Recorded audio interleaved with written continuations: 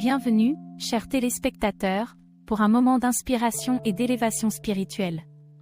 Aujourd'hui, nous nous embarquons pour un voyage de gratitude et de louange, en nous plongeant dans la sagesse intemporelle des Écritures sacrées. Nous nous concentrons sur un passage puissant qui a résonné à travers les âges, touchant les cœurs et les âmes avec son profond message d'action de grâce. Dans cette session, nous portons notre attention sur le psaume 100, un chapitre transformateur qui non seulement parle de l'essence de la gratitude, mais nous invite également à réfléchir à la majesté et à la bonté de notre Créateur. En parcourant les versets de ce texte sacré, nous découvrirons l'importance qu'il revêt pour cultiver un cœur d'action de grâce et l'impact qu'il peut avoir sur notre vie quotidienne. Rejoignez-nous pour explorer les versets divins du psaume 100 et découvrir comment cet ancien trésor peut devenir une source de force, de motivation et de connexion plus profonde avec celui qui mérite toute notre gratitude.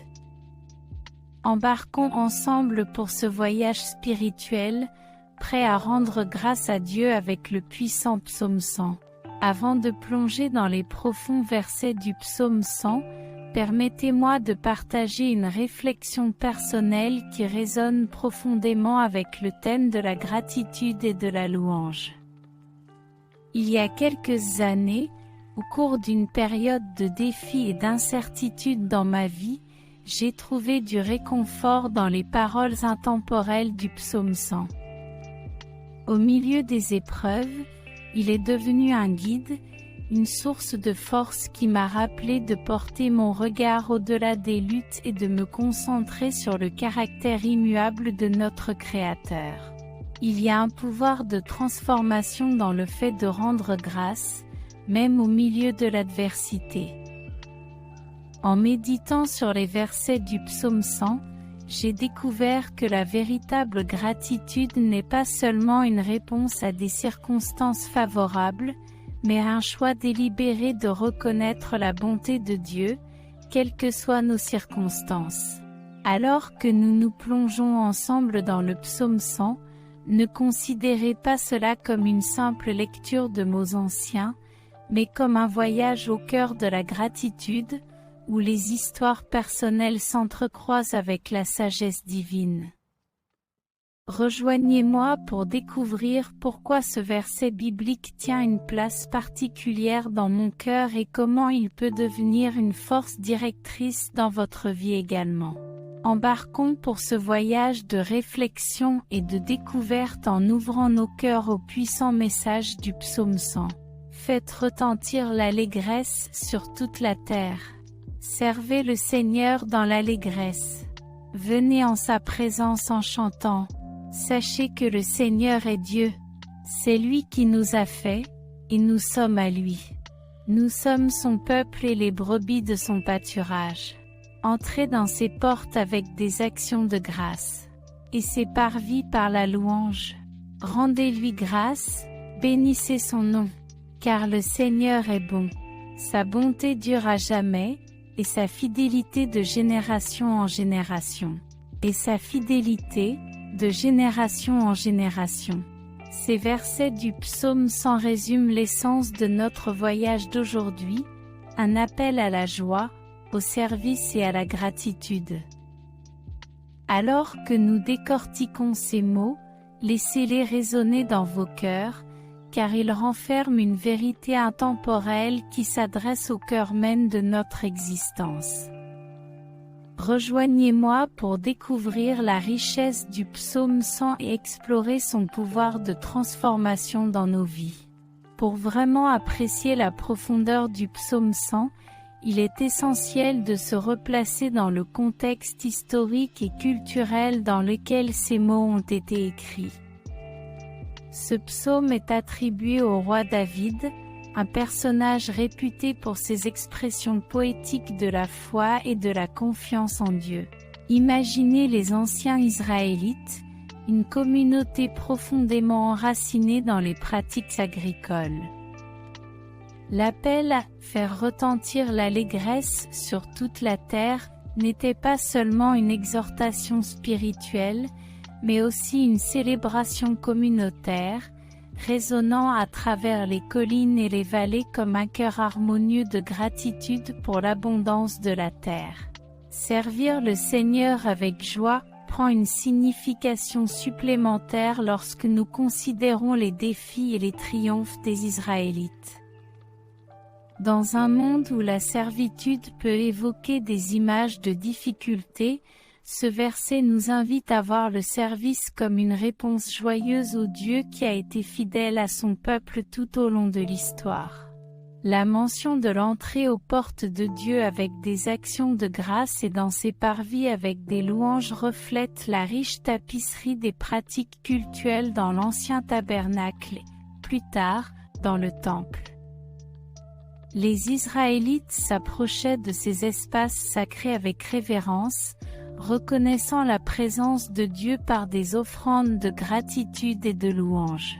En outre, la proclamation « Car l'Éternel est bon », son amour inébranlable dure à jamais et sa fidélité s'étend à toutes les générations, résonne non seulement avec les Israélites d'autrefois, mais transcende le temps, traversant les générations pour s'adresser à nous aujourd'hui. Il fait écho à une vérité profonde sur la nature immuable de l'amour et de la fidélité de Dieu. En explorant le psaume 100, plongeons-nous dans la tapisserie historique et culturelle qui forme la toile de fond de ces versets. En comprenant le contexte, nous pourrons mieux comprendre le message intemporel de gratitude et de louange contenu dans ce texte sacré. Maintenant que nous avons parcouru les anciens versets du psaume 100 et jeté un coup d'œil sur son contexte historique et culturel, jetons un pont entre le passé et nos réalités actuelles. Comment les enseignements intemporels de ce psaume peuvent-ils trouver un écho dans notre vie quotidienne? 1. Faire un bruit joyeux. Dans l'agitation de nos activités quotidiennes, il est facile de se laisser submerger par les défis. Pourtant, le psaume 100 nous encourage à te faire entendre un bruit joyeux, en reconnaissant l'abondance de tes bénédictions. Que notre service soit imprégné d'allégresse, une véritable effusion d'amour en réponse à ta grâce inépuisable. 2. Servir avec joie. L'idée de servir le Seigneur avec joie peut sembler un idéal élevé, mais en termes pratiques, il s'agit d'un changement d'état d'esprit. Abordez vos responsabilités, que ce soit au travail, à la maison ou dans la communauté, avec un cœur rempli de gratitude. Reconnaissez que chaque tâche, aussi petite soit-elle, devient une occasion d'incarner l'amour et la grâce que nous avons rencontrés dans notre relation avec Dieu.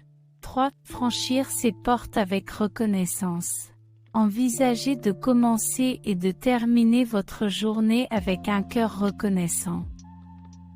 La simple pratique de l'expression de la gratitude peut vous faire passer de ce qui vous manque à l'abondance qui vous entoure. Prenez un moment chaque jour pour entrer dans la présence de Dieu avec action de grâce, en reconnaissant sa bonté et sa fidélité. 4. Vivre une vie de louange. Louer Dieu ne se limite pas à un service religieux ou à un moment précis de la journée. Le psaume 100 nous encourage à vivre une vie de louange. Cela signifie cultiver la conscience de la présence de Dieu dans nos activités quotidiennes.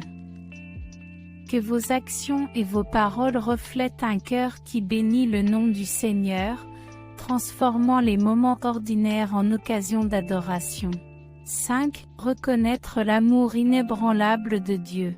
Face aux défis, souvenez-vous de l'amour inébranlable de Dieu.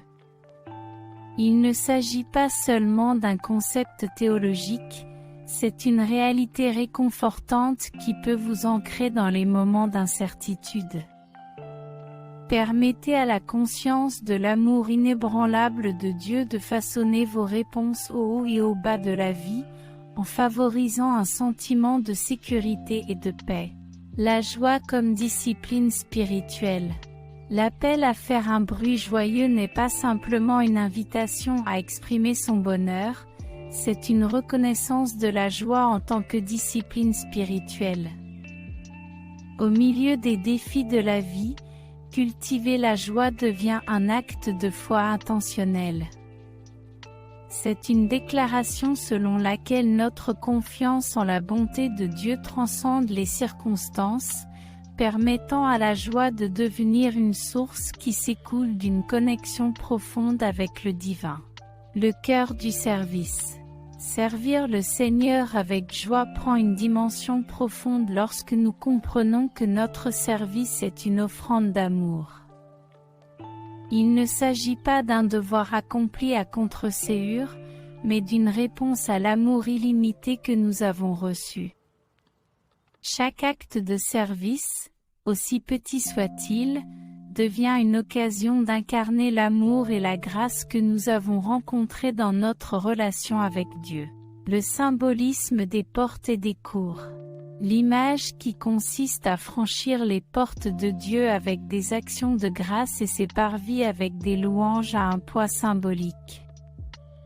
Dans l'Antiquité, entrer dans le temple signifiait s'approcher de la présence divine. Aujourd'hui, elle évoque l'intentionnalité de notre culte. Les portes et les parvis de nos vies sont les espaces où nous rencontrons Dieu, que ce soit dans nos maisons, sur nos lieux de travail ou dans nos communautés. La manière dont nous entrons dans ces espaces est importante, et le psaume 100 nous appelle à le faire avec des cœurs pleins de gratitude et de louange. Une symphonie d'action de grâce. Considérez la profondeur de la signification de l'expression « faites un bruit joyeux ». Il ne s'agit pas d'une performance en solo, mais d'une symphonie d'action de grâce impliquant toute la terre. Nos expressions individuelles de gratitude, lorsqu'elles sont harmonisées avec les louanges collectives des autres, créent une puissante résonance qui se répercute dans le cosmos. Le psaume 100 nous invite à considérer nos vies comme des notes contribuant à cette symphonie divine d'action de grâce. L'écho éternel de l'amour de Dieu. Car l'Éternel est bon, son amour est éternel, et sa fidélité se perpétue de génération en génération. Ces mots sont un écho éternel, qui transcende le temps et se répercute à travers les générations. Il nous rappelle que l'amour et la fidélité de Dieu ne se limitent pas à une époque spécifique, mais qu'ils résonnent dans le cœur de tous ceux qui le cherchent. Cette vérité devient une pierre angulaire qui nous enracine dans une réalité qui dépasse la nature éphémère du monde qui nous entoure. Dans notre réflexion approfondie sur le psaume 100, savourons les couches de sens qui se cachent dans chaque verset. Que ces idées nous servent de guide et nous encouragent à aborder ce texte sacré avec un regard neuf et un cœur ouvert, prêt à recevoir les profondes vérités qu'il a à nous offrir. Alors que nous poursuivons notre voyage, puisse la profondeur du psaume 100 inspirer et transformer notre compréhension de la gratitude, de la joie et de la louange. Vos réflexions et vos expériences sont précieuses. Peut-être avez-vous trouvé l'inspiration dans un verset particulier, ou peut-être êtes-vous en résonance avec un aspect spécifique du contexte historique. Quoi qu'il en soit, je vous encourage à partager vos réflexions dans les commentaires ci-dessous.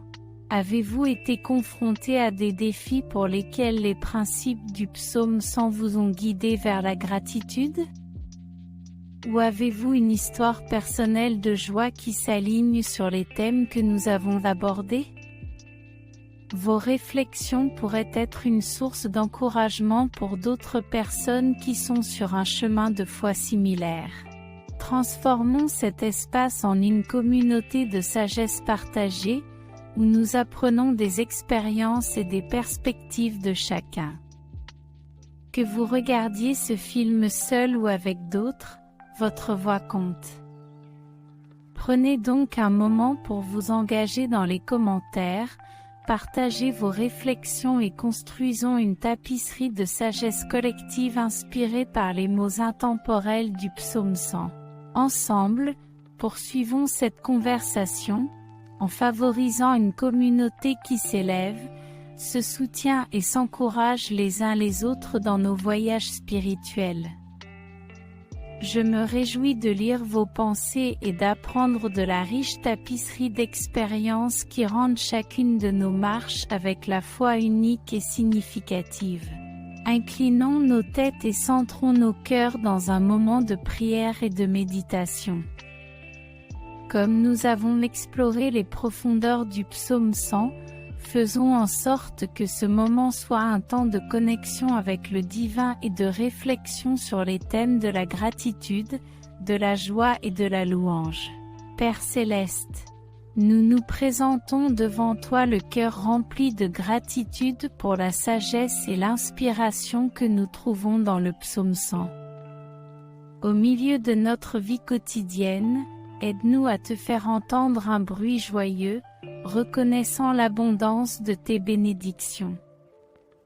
Que notre service soit imprégné d'allégresse, une véritable effusion d'amour en réponse à ta grâce inépuisable. Alors que nous franchissons les portes de nos expériences quotidiennes, que l'action de grâce et la louange soient nos compagnons.